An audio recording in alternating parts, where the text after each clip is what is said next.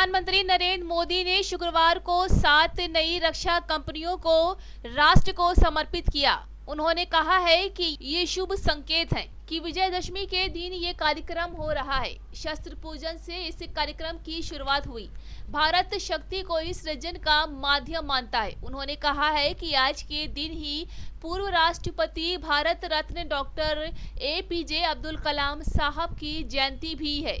PM Modi ने कहा है कि भारत ने अपने आज़ादी के 75 वर्ष में प्रवेश किया है।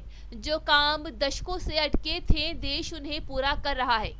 7 नई कंपनियों की शुरुआत देश की संकल्प यात्रा का हिस्सा है। ये निर्णय पिछले 15-20 साल से अटका हुआ था। मुझे भरोसा है कि सातों कंपनियां आने वाले समय में भारत की सैन्य ताकत का आधार बनेंगी।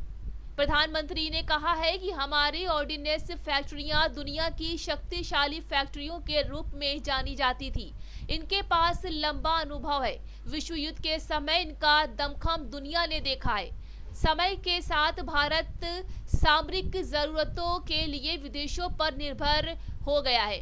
परिस्थितियों से परिवर्तन लाने में ये कंपनियां भूमिका निभाएंगी। आत्मनिर्भर भारत अभियान के तहत देश का लक्ष्य भारत को अपने दम पर दुनिया की बड़ी सैन्य ताकत बनाने का है। भारत में आधुनिक सैन्य इंडस्ट्री के विकास का लक्ष्य है। पिछले 7 वर्षों में देश ने मेक इन इंडिया के मंत्र के साथ अपने इस संकल्प को आगे बढ़ाने का काम किया है। रक्षा मंत्रालय ने ऐसे 100 से ज्यादा सामरिक उपकरणों की लिस्ट जारी की थी, जिन्हें अब बाहर से आयात नहीं किया जाएगा। भारतीय सेना को मजबूती देने के लिए देश की 7 रक्षा कंपनियां सैनिकों के लिए पिस्टल से लेकर फाइटर प्लेन बनाएंगी। आपको बता दें कि इन 7 रक्षा कंपनियों को शामिल किया गया।